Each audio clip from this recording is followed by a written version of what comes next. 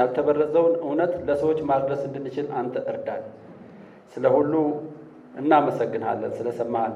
ዛሬም በምንካፈለው ቃልህ ጌታ ሆይ እንድትናገረን እንድታስተምረን መንፈስ ቅዱስህ ጌታ ሆይ ለእያንዳንዳችን ማስተዋል ሰጥቶን ወደ እያንዳንዳችን የሚደርሰው እውነትህ እግዚአብሔር ሆይ በትክክል መድረስ እንዲችል እንድትረዳን እንለምንሃለን።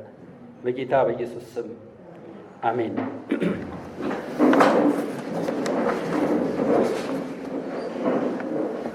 እግዚአብሔር አምላካችንን እናመሰግናለን።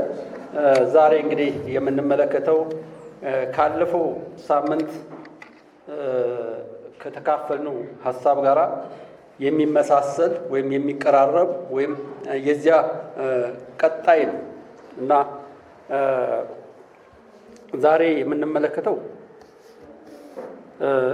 ለቀናችሁ እምነት መጋደል በሚል ርዕስ ነው። በይሁዳ መልእክት ነው። ይሄ ይሁዳ ነው ይሄንን ያለው። ለቀናችሁ አንድ ጊዜ ለተሰጠችው እምነት መጋደል እንዳለብን የተናገረው ይሁዳ ነው። ሌላ ርዕስ ተሰጥቶት አይደለም። የመልእክቱ ጸሐፊ ይሁዳ ማን ነው የሚል ጥያቄ ምናልባት ለማታውቁ ብዙዎቻችሁ ታውቃላችሁ። ምናልባት ለማታውቁት ከ12ቱ ሐዋርያት አንዱ የሆነው አይደለም። ወይም ከ12ቱ ሐዋርያት በ12ቱ ሐዋርያት ውስጥ ይሁዳዎች አሉ። ከነኛም መካከል አይደለም። ወይንም ኢየሱስ ክርስቶስ በምድር አገልግሎቱ ክርስቶስ ኢየሱስን ሲከተል ወይም በልበ ሰፊነት የሚያምን ክርስቶስ ኢየሱስ በሥጋ የተገለጠበት የእግዚአብሔር ልጅ እንደሆነ ወደዚህ ዓለም የመጣበት ምክንያት የተረዳም ሰው አልነበረም ይህን መልእክት የጻፈው። ወይንም ብዙዎች ከሚከተሉት ኢየሱስ ክርስቶስን ከሚከተሉት ከብዙዎቹ አንዱ አይደለም። እንደውም ተቃዋሚ የነበረ ነው። እንደውም የክርስቶስ ኢየሱስን አምላክነት ወይም ክርስቶስ ኢየሱስን ፍጹም አምላክነት የሚጠራጠር እሱ አምላክ አይደለም ብሎ የሚያምን ነበር። እንደውም የምጸት ቃል የሚናገርም ነበር። በተለይ ዮሐንስ ወንጌል ምዕራፍ 7 ላይ ብትመለከቱ ምጸታዊ የሆነ ቃል ሲናገር እንመለከተዋለን። ምንድነው? በዚያ ቦታ ላይ ራስህን እንድትገልጽ ነው የመጣኸው፣ የዓለም አዳኝ ነኝ እያልክ ነው። ስለዚህ ራሱን ሊገልጽ እየወደደ እንዱ በድብቅ የሚያደርግ ማን ነው? ራስህን እንድትገልጽ እየወደድ ለምን ወጥተህ አትናገርም? ለምን አትገልጽም ራስህን እያሉ ከሚያፌዙበት መካከል አንዱ ነው እና ይህንን መልእክት የጻፈልን ይሁዳ በዚህ አይነት ሁኔታ ውስጥ ያለፈ ነው። ነገር ግን ክርስቶስ ኢየሱስ ሞቶ ከተነሳ በኋላ ከክርስቶስ ሞትና ትንሣኤ በኋላ ኢየሱስ ክርስቶስን ያመነ ነው። በአንድ በኩልም ደግሞ የነ ያዕቆብ፣ የነ ዮሳ፣ የነ ስምዖን የነኚህ የሶስት ሰዎች ወንድም ነው። የነሱ ወንድም ነው እና በአንድ በኩል ደግሞ የጌታችን የኢየሱስ ክርስቶስ ደግሞ ምንድነው? ወንድም ነው በስጋ እና ይህንን መልእክት የጻፈልን ይሁዳ በዚያን ጊዜ በዚህ አይነት ውዝግብ ውስጥ የነበረ ሆኖ ሳለ ግን ይህንን በጣም ድንቅ የሆነ መልእክት ለዚህ ዘመንም በዚያን ዘመንም ለነበሩት የሚያስፈልግ ድንቅ የሆነ መልእክትን እንደጻፈልን ልብ በሉ። በጣም አስገራሚ መልእክት ነው። በጣም ድንቅ መልእክት ነው። በጣም በዚያን ዘመንም ሆነ ዛሬም ደግሞ ልንኖርበት የሚገባውን ትክክለኛውን መልእክት ያቀረበልን ይሁዳ ነው። ይሁዳ እንግዲህ በአማርኛው ይሁዳ እንለዋለን በአማርኛው መጽሐፍ ቅዱስ። በሌሎች ደግሞ ይሁዳ እንደዚህ የሚል ትርጉሞች አሉት በግሪኩም። እኛ ግን አሁን የአማርኛውን ስነ ጽሑፍ ወይም የአማርኛውን መጽሐፍ ቅዱስ የምንከተል ስለሆነ ይሁዳ እያልን ነው የምናነበው እና የሚገርማችሁ ቁጥር 1 ላይ ከፍ ብዬ ሳነበው እንደዚህ ይላል። የኢየሱስ ክርስቶስ ባሪያ የያዕቆብ ወንድም የሆነ ይሁዳ በእግዚአብሔር አብ ተወደው ለኢየሱስ ክርስቶስም ተጠብቀው ለተጠሩት ብሎ ይናገራል። የሚገርማችሁ የክርስቶስ ወንድም ሆኖ ሳለ እኔ የክርስቶስ ኢየሱስ ወንድም አላለም። እኔ የክርስቶስ ኢየሱስ ወንድም ብሎ አልተናገረም። ለሰው ልጆች በደልና ኃጢአት በሥጋ የተገለጠ የሞተ ከሞትም የተነሳው ክርስቶስ ኢየሱስ እሱ ነው። ስለዚህ እኔም የክርስቶስ ኢየሱስ ወንድም ነኝ ብሎ አልተናገረም። እንደውም ምንድን ነው ያለው? ባሪያ። ጠዋት ስለ ባሪያ እየተማርን ነበርና ባሪያ ማለት እንግዲህ ዝቅተኛ ቦታ ላይ የተቀመጠ ሰውን የሚገልጽ ነው፣ ወይም በዝቅተኛ ቦታ ላይ ያለን የሚያሳይ ነው። ዝቅተኛ የሆነ በደረጃውም በምኑም በሰውም ዘንድ ዝቅ ብሎ ባሪያ፣ አገልጋይ የሆነ ባሪያ የሆነ ሰው ማንም አይፈልገውም። እሱ ባሪያ ነው፣ እሱ አገልጋይ ነው፣ እሱ ሰራተኛ ነው። ስለዚህ ያ ባሪያ ነው። መጽሐፍ ቅዱስ ውስጥ ጌታ ኢየሱስ ክርስቶስ ሲናገርም የእግዚአብሔር አገልጋይ ሆኖ እንደመጣ ይናገራል። ሐዋርያቱም ባሪያ እያሉ ነው ራሳቸውን የሚጠሩት። የክርስቶስ ባሪያ፣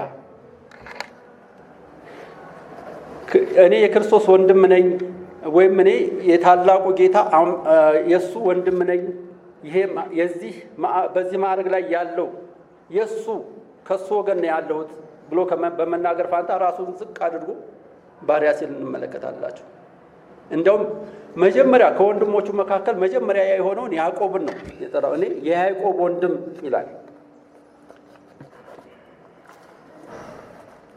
የክርስቶስ ወንድም ነኝ ሳይሆን ያለው የኢየሱስ ክርስቶስ ባሪያ ይልና የክርስቶስ ኢየሱስ ባሪያ ነው። እንደገና ደግሞ የያዕቆብ ወንድም የሆነ ይሁዳ። ያዕቆብ መጀመሪያ ላይ ነው የተጠቀሰው። ከዘር ግንድ ሐረጉ ላይ ስትመለከቱት በተለይ በማቴዎስ ወንጌል ምዕራፍ 13 ላይ ማየት ትችላላችሁ። ከ52 ጀምራችሁ ስትመለከቱት እውነት ሲገባችሁ እንዴት ነው? እውነት ሲገባችሁ የክርስቶስ ምሕረት፣ የክርስቶስ ፍቅር፣ የክርስቶስ አዳኝነት ሲገባችሁ ትሁት ትሆናላችሁ። ሰው ትሁት መሆን የሚችለው ኢየሱስ ክርስቶስ በትክክል ሲገባውና በትክክል ሲገለጽለት በኢየሱስ ክርስቶስ ያመነ የተለወጠ ሰው ነው ትሁት ሊሆን የሚችለው። ትሁት ስትሆኑ ሁልጊዜ ራሳችሁን ዝቅ አድርጋችሁ በዝቅተኛ ቦታ ላይ ነው የምትቀመጡት። ምክንያቱም ራሱን ዝቅ የሚያደርግ ምን ይሆናል? ከፍ ይላል ይላል የእግዚአብሔር ቃል። እና የክርስቶስ ወንድም ነኝ በማለት ፋንታ ባሪያ ነኝ፣ አገልጋይ ነኝ ብሎ ሲናገር ትመለከታላችሁ። እውነት የገባው ሰው ፍሬው እንደከበደው ዛፍ ራሱን ዝቅ ያደርጋል። ምናልባት ፍሬ የከበደው ዛፍ አይታችሁ ሊሆን ይችላል። ከከተማው ወጣ በምትሉበት ጊዜ አንዳንድ ማንጎ ወይም ብርቱካን ሊሆን ይችላል። በጣም ብዙ ፍሬ ተያዙ ወደ ታች ዝቅ ሲሉ ወይም ሲጎብጡ ታያላችሁ፣ ዝቅ ሲሉ ታያላችሁ። እና ይሁዳ ተቀባይነት ማግኘትን የፈለገው ከእግዚአብሔር ነው እንጂ ወይም ለዚህ ለአገልግሎት የተሰጠ ባሪያ አገልጋይ፣ ይህንን እውነት ለመግለጽ የተሰጠ ባሪያ እንደሆነ ነው እንጂ የሚናገረው ማዕረጉን ከከፍተኛ የዘር ሐረግ የመጣ ወይም ከከፍተኛው ቦታ የመጣ መሆኑን ለመግለጽ አልሞከረም ወይም አልፈለገም። እንግዲህ ይህንን መልእክት ስንመለከት ለቀናችሁ እምነት እንጋደል፣ ለቀናችሁ እውነት እንጋደል ብሎ ሲጽፍ እንመለከታለን። የምንኖረው እውነት አንጻራዊ በሆነበት ፍጹም የሆነ መለኪያ በሌለበት ዘመን ያለን። በዚያም ጊዜም እንደዚህ ሆኖ ዛሬ ደግሞ እየባሰ እውነት አንጻራዊ ነው። ለአንተ እውነት የሆነው ለእኔ እውነት አይደለም። ለአንተ እውነት ነው፣ ልክ ነው፣ ለእኔ ግን እውነት አይደለም በሚባልበት ዘመን ላይ ማንኛውም ነቢይ፣ ማንኛውም ሐዋርያ፣ ማንኛውም የሚያገለግሉበት እዚያ ቦታ ብትሄዱ እንዴት ያለ እውነት ታገኛላችሁ? እዚህ ቦታ ብትሄዱ ደግሞ ምን አይነት ስብከት መሰላችሁ ያለው? ምን አይነት ትምህርት መሰላችሁ ያለው? መጽሐፍ ቅዱሳዊ ያልሆነ እኮ መለኪያ ነው። መጽሐፍ ቅዱሳዊ ያልሆነውን መለኪያ ይዘው እውነት በቃ እዚያም እውነት አለ፣ ይህም ትክክል ነው፣ እዚህኛውም ያለው ትክክል ነው፣ እዚያኛው ውጭም ያለው ትክክል ነው፣ ውስጥም ያለው ትክክል ነው በሚባልበት ዘመን ላይ ነው። በዚህም ነው ግራ በመጋባት ውስጥ የይሁዳ መልእክት ዛሬ ለኛ ለዘመኑ አማኞች እንደ መልእክት ድምፅ ይህንን አድርጉ ለማለት እንደ መልእክት ድምፅ ያንኳኳል። በእያንዳንዳችን ውስጥ ያንኳኳል። በግለሰቦች ውስጥ ያንኳኳል። በማህበርም እንደ ቤተክርስቲያን ለኛም ለቤተክርስቲያንም ያንኳኳል።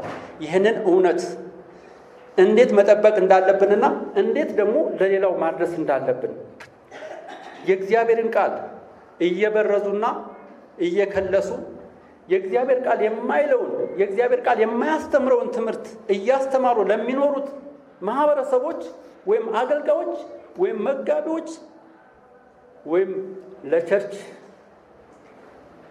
ብለው ራሳቸውንም ለከፈቱት ለነሱ ሁሉ እኛ ልንደርስላቸው ወይም ይሄንን እውነት ለነኚህ ሰዎች ሁሉ ላይ ማድረስ ኃላፊነት አለብን። በእጃችን ያህል እንዳይበረዝ እግዚአብሔር ይፈልጋል። ቃሉ እንዳይከለስ እግዚአብሔር ይፈልጋል። እውነተኛውን ወንጌል ለሰዎች ሁሉ እንድናል። ዛሬ በሀገራችን ውስጥ ይሁሉ ዝግብ፣ ይሁሉ ጣጣ፣ ይሁሉ ችግር የመጣው ከምን የተነሳ ነው? ወንጌልን በትክክል ስላልተናገርን፣ ሰዎች ስላልዳኑ ነው። ሰዎች ዳግም ስላልተወለዱ ነው። ወይም ቤተክርስቲያን ኃላፊነቷን ስላልተወጣች ነው። ቤተክርስቲያን ኃላፊነቷን ብትወጣ ኖሮ ቤተክርስቲያን በግልም ሆነ በህብረት የተሰጣትን አደራ ለሌላው ማድረስ ብትችል በሀገራችን ላይ ሰላም ይሆን ነበር። በነገራችን ላይ በብዙ ቦታዎች ወንጌል በትክክል ወንጌል በገባበት ቦታ ብዙ ጦርነት እንደሌለ አንዳንድ ሀገሮች ላይ እንሰማለን። ይሁዳ ይህንን መልእክት ሲጽፍ መጀመሪያ በአእምሮ ውስጥ የነበረው ስለ መዳናችን ደስታ ክብር ለማውራት ነበር። ስለ መዳናችን ደስታ፣ ዳግም ስለ መወለዳችን፣ ስላገኘነው የዘላለም ሕይወት፣ ስለዚያ ደስታ ሊናገር ነበር የሚፈልገው። ምክንያቱም ከመዳናችን በላይ ምንም ደስታ የለም። ዳግም ከመወለድ በላይ ምንም የሚያስደስት ነገር የለም። ይሄ የምናየው ነገር ሁሉ አላፊ ነው።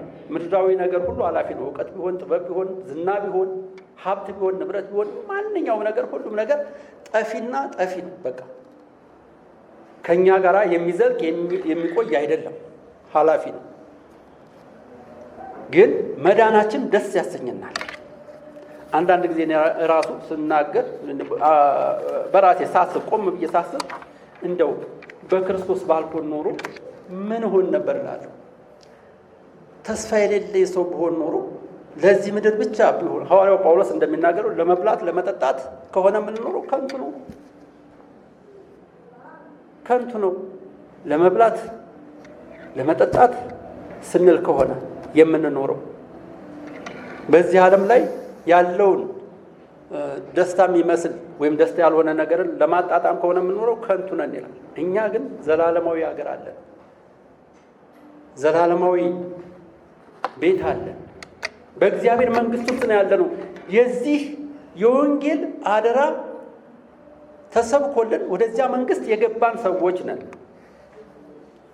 ነገር ግን ቤተ ክርስቲያን ውስጥ የነበረው አስቸኳይ መንፈሳዊ አደጋ የግድ አቅጣጫውን እንዲቀይርና ለዚህ እውነት እንዲጋደል ወደ ጦር ሜዳ እንዲሄድ ወደ መንፈሳዊ ውጊያ እንዲሄድ አስገደደው። ስላገኘነው ደስታ፣ ስላገኘነው ሰላም፣ ስላገኘነው ደህንነት ከማውራት ባሻገር ለዚህ እውነት ተጋደሉ። መጋደል ማለት መሳሪያ መምዘዝ አይደለም፣ ወይም ነፍጥ ማንሳት አይደለም። ጠዋት እንደተማርነው ነፍጥ ማንሳት አይደለም። የጦር መሳሪያችን ምንድነው? መንፈሳዊ ነው ይላል መጽሐፍ ቅዱስ። መንፈሳዊ ነው። ምሽግን ለማፍረስ ግን ምንድነው ይላል? ብርቱ ነው። በእግዚአብሔር እውቀት ላይ በእግዚአብሔር ጥበብ ላይ የሚነሳውን ሁሉ ምሽግ ለማፍረስ ብርቱ ነው። መዋጊያችን መንፈሳዊ ነው እንጂ የጦር መሳሪያ አይደለም። ስለዚህ በውስጥም በውጭም ያሉትን በውጭ ስላችሁ በቤዛ ባፕቲስት በሎካል ቸርች ውስጥ ያለውን አይደለም እላችሁ፣ ግን መሰል ቤተክርስቲያን መሰል አማኞች ውስጥ ያለው በውስጥ ያለው ውጊያ አለ፣ በውጭ ያለ ደግሞ አለ። ያንን ሁሉ ማጥራት እንድንችል፣ ትክክለኛውን ወንጌል መናገር እንድንችል፣ ትክክለኛውን የእግዚአብሔርን እውነት ለሰዎች ማስተላለፍ እንድንችል ነው ሐዋርያው ይሁዳ እየተናገረ ያለው። ቅድም ሐዋርያ አይደለም ብዬ ተናግሬ አሁን ሐዋርያው ይሁዳ ልን ነበር። ቁጥር 2 ላይ የምህረት የሰላምና የፍቅር በረከት ብሎ ይናገራል። ይሁዳ ወደ ከባዱ ምክር፣ ወደ ከባዱ ተግሳጽ፣ ወደ ከባዱ ማስጠንቀቂያ ከመግባቱ በፊት በሰላምታ ይጀምራል። ዝም ብለን ወደዚያ እንድንገባ አይደለም። ለመጋደል ወይም ለመዋጋት ከመነሳሳቱ በፊት እነኚህ ነገሮች ለእኛ በጣም አስፈላጊ እንደሆኑ በመግለጽ ይጀምራል። ምህረት ከአምላክ የምናገኘው ሊደርስብንም ከሚገባው ፍርድ የምናመልጥበት ጸጋ ነው። በመንፈሳዊ ውጊያ ውስጥ ስንደክም፣ በመንፈሳዊ ውጊያ ውስጥ ስንሰለች የሚያበረታን የእግዚአብሔር ምህረት ነው፣ የእግዚአብሔር ቸርነት ነው። እግዚአብሔር ለእኛ ያደረገውን ምህረት ያደረገውን ቸርነት ነው። እግዚአብሔር በዘላለማዊ ፍቅሩ ስለወደደን በምህረቱ ስለደገፈን በዚያ ምህረትና በዚያ ውስጥ ነው ያለነው። በእግዚአብሔር ምህረትና ቸርነት ውስጥ ነው ያለነው። ምህረቱ ደግሞ ያበረታናል፣ ጥንካሬን ይሰጠናል። ሰላም በውስጣችን ከእግዚአብሔር ጋር ያለን እረፍት ነው። ማዕበሉ በበዛበት ጊዜ፣ ችግር በመጣብን ጊዜ ይሄ የእግዚአብሔር ሰላም ደግሞ ያንን የምንቋቋምበትን በውስጣችን የሚሰጠን ኃይል ነው። እግዚአብሔር የሰጠን ሰላም ዘላለማዊ ሰላም ነው። እኔ የምሰጣችሁ ሰላም ዓለም እንደሚሰጣችሁ አይደለም። ዓለም ሰላም ትሰጣለች እንዴ? ለመሆኑ ሰላም በድርድርም አይገኝም። ዓለም ሰላምን ልትሰጠን አትችልም። እኔ የምሰጣችሁ ሰላም ግን ዓለም እንደሚሰጣችሁ አይደለም ይላል። ሌላው እዚሁ ላይ የተዘረዘሩትን ነው የምነግራችሁ። ፍቅር የእምነታችን መሰረት፣ የምንጋደልበት ዋናው ጉልበት ፍቅር ነው። ጌታ ኢየሱስ ክርስቶስ ዓለምን ያሸነፈው በፍቅር ነው። ዓለምን ስለወደደ በፍቅር ነው ዓለምን ያሸነፈው። ወንጌልን ለሰዎች የምንመሰክረው፣ ወንጌልን ለሰዎች የምንናገረው ፍቅር ካለን ነው፣ የምንወዳቸው ከሆነ ነው። እግዚአብሔርን የምንወድና ሰዎችን የምንወድ ከሆነ ለሰዎች ወንጌልን እንናገራለን። የጠራውን ወንጌል፣ እውነተኛውን ወንጌል እንናገራለን። ሐሰትን ደግሞ እንቃወማለን። ለሐሰት ደግሞ ቦታ አንሰጥም። እነኚህ 3 ነገሮች ይኑራችሁ ብቻ አይደለም ያለው። እነኚህ 3ቱ ነገሮች ይኑራችሁ ብቻ አይደለም ያለው፣ ነገር ግን ይትረፍረፍላችሁ ነው ያለው። ይብዛላችሁ። ሲበዛልን ሲትረፈረፍልን ነው ያንን ማድረግ የምንችለው። የጸጋው ምን ያክል እንደሆነ እንዲበዛልን ይናገራል። ቁጥር 3 ላይ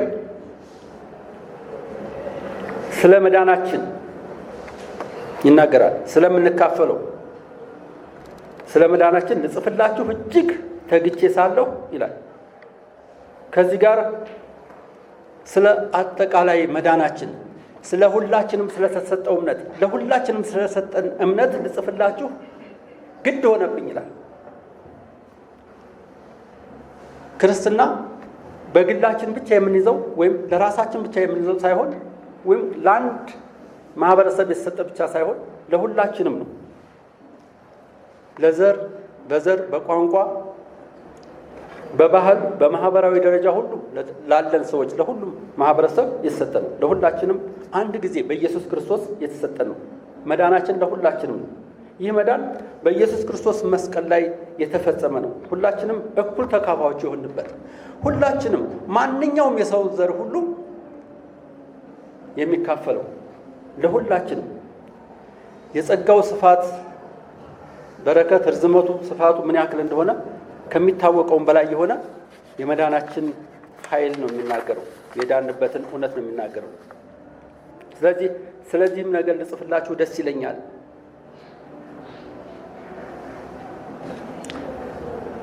ታዲያ ደስታችንን፣ ረፍታችንን፣ ደህንነታችንን፣ የዘላለም ሕይወት ባለቤት መሆናችንን እያወቅን ስለተረዳን ዝም ብለን እንድንተኛ አይደለም።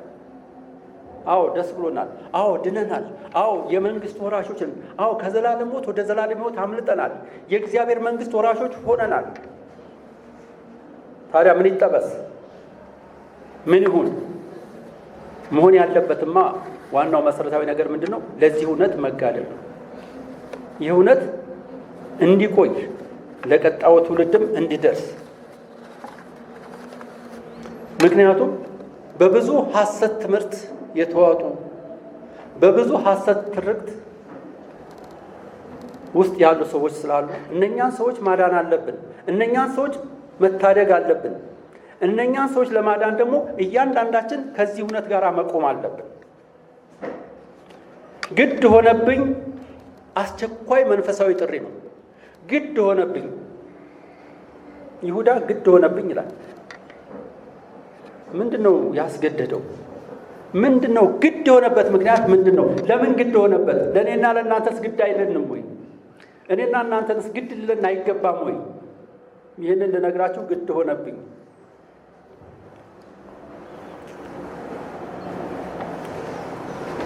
ይሄ ደብዳቤ የተጻፈበት ምክንያት አንድ ምዕራፍና 25 ቁጥር ባለው ውስጥ ዋናው ይሄ ደብዳቤ የተጻፈበት ምክንያት ስለ እውነት ትጋደሉ ዘንድ የሚል ነው።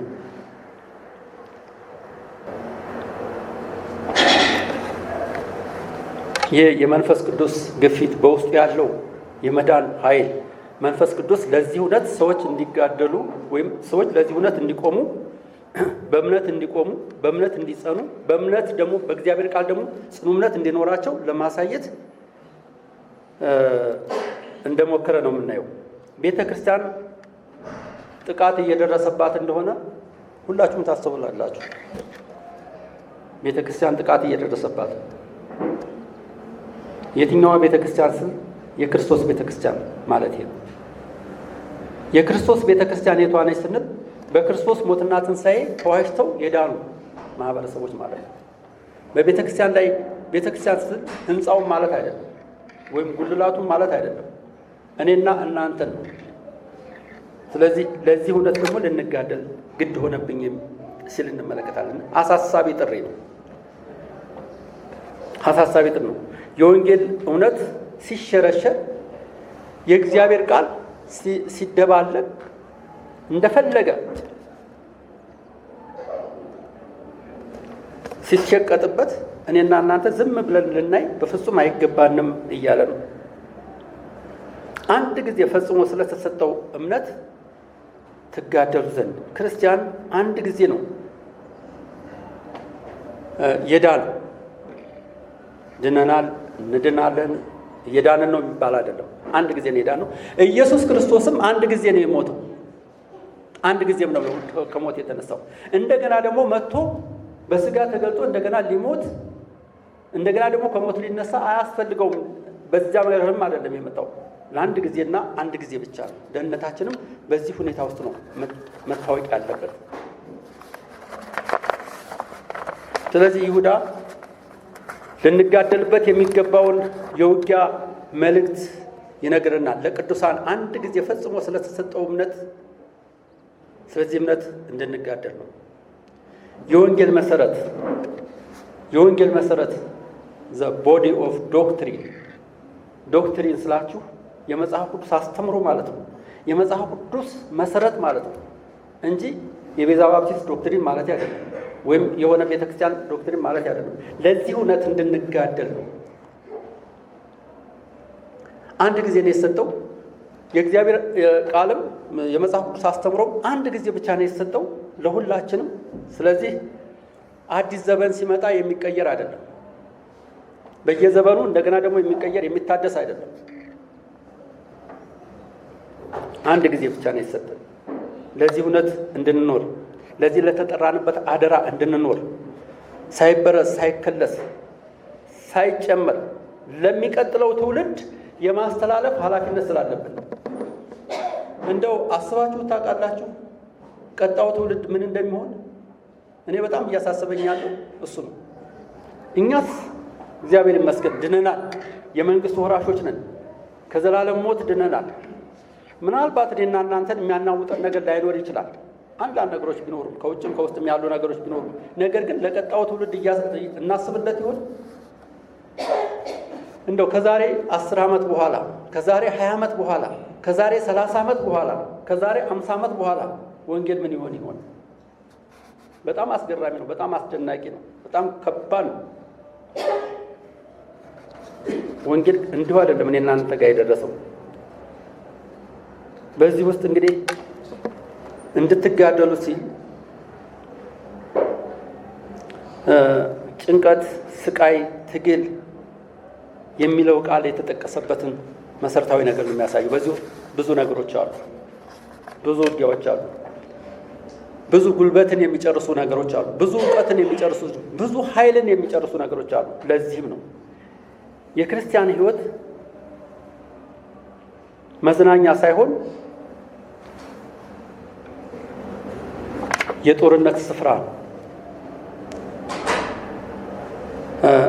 ይህንን ያሉት ጆን ፓይፐር የጦርነት ስፍራ ነው ብለው ተናግረዋል። ኤ.ደብሊው ቶዘር እኛ ያለነው በጦር ሜዳ ላይ ነው።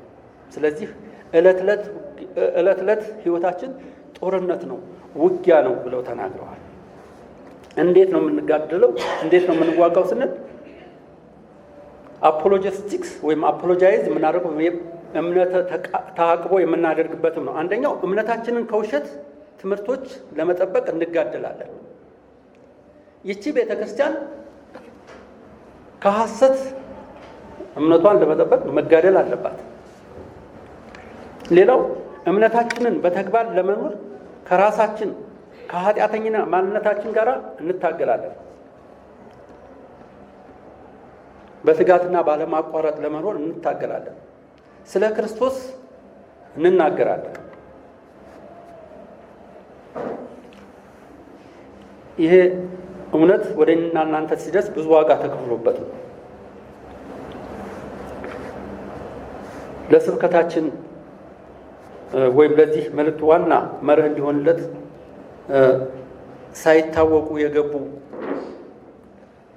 ተመሳስለው የገቡ የሐሰት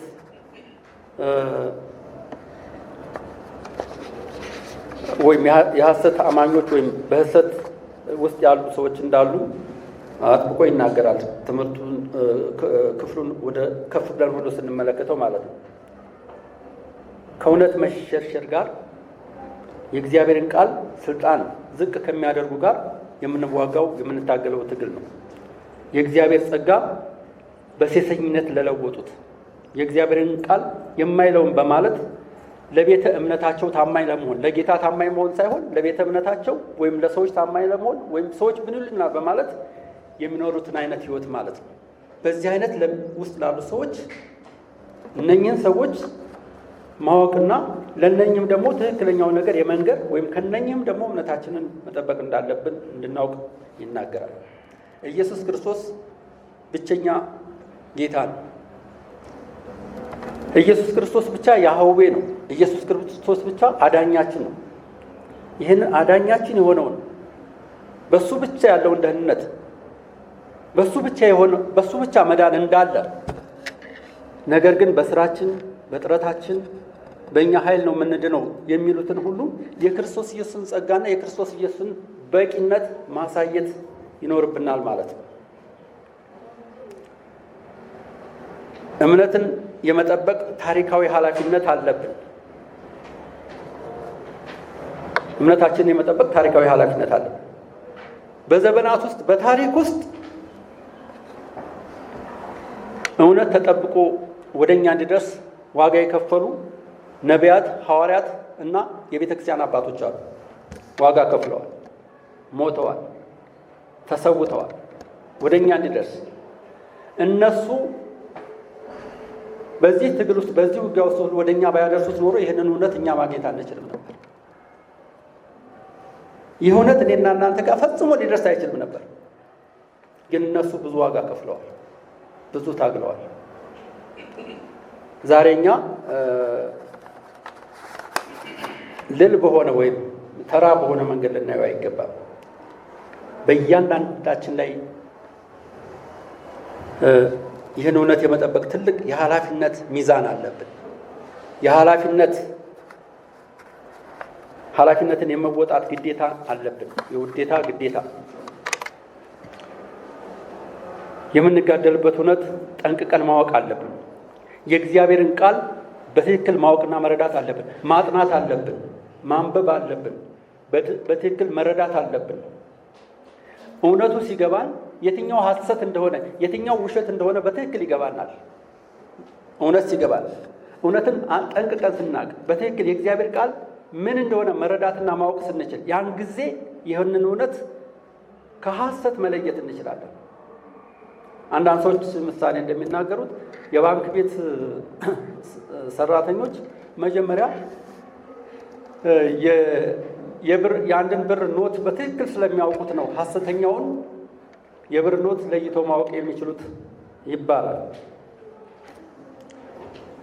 የእግዚአብሔር ቃል እውነት ወይም ዶክትሪን ስናውቅ ስንረዳ ሐሰቱ የቱ እንደሆነ ትክክለኛው የቱ እንደሆነ መረዳት እንድንችል ያደርገናል። ስለዚህ በተግባር እንድንኖር በተግባር እንድንጋደል ሕይወታችን ሁልጊዜ በተግባር የሚገለጽ በቃል ብቻ ሳይሆን እውነትን በትክክል የሚገልጽ እውነትን በትክክል የሚናገር ሕይወት እንዲኖረን ያስፈልጋል። ለሌላው እውነት የምናስተላልፈው እውነት እኛ ራሳችን ከሌለን ለሌላው ማስተላለፍ አንችልም። በቅድስናና በንጽህና መመላለስ አለብን። ፍቅርን፣ ትህትናን፣ ታማኝነትን በተግባር ማሳየት አለብን። ልክ ይሁዳም እንዳደረገው ማለት ነው። ዓለምን ከኃጢአት ባርነት እንድትወጣ ወንጌልን በትክክል የማድረስ ኃላፊነት አለብን። ፈሪሃ እግዚአብሔር ሊኖረን ይገባል። እንግዲህ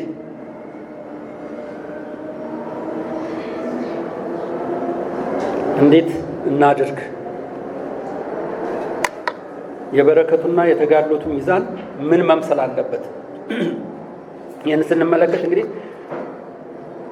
ቁጥር 2ና ቁጥር 3ን እርስ በርሳቸው የተሳሰሩ መሆናቸውን ልብ ልንል ይገባናል።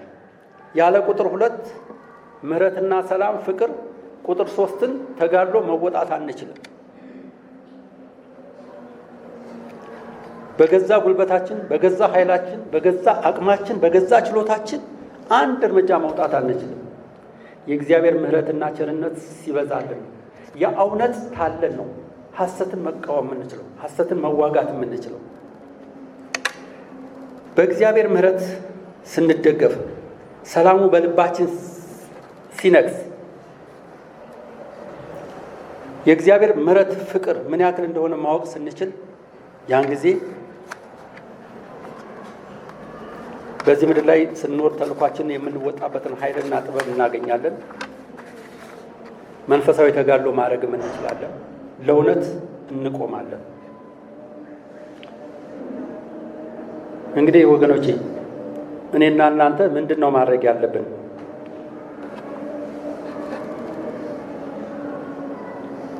በእኔና በእናንተ መካከል በሕይወታችን ውስጥ ይሄ እውነት ምን ያክል ዋጋ አለው?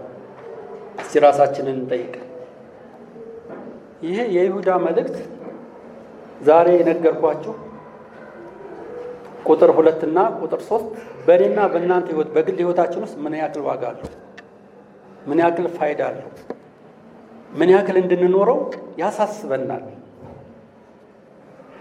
በቤተ ክርስቲያናችን ውስጥ የእግዚአብሔር ቃል በአግባቡ ምን ያክል እየተነገረ ነው? ምን ያክል እየተማርን ነው? እግዚአብሔር እንደ ቃሉ እንድንኖርና ተግባራዊ ሕይወት እንድንኖር ይርዳል። እንጸልይ።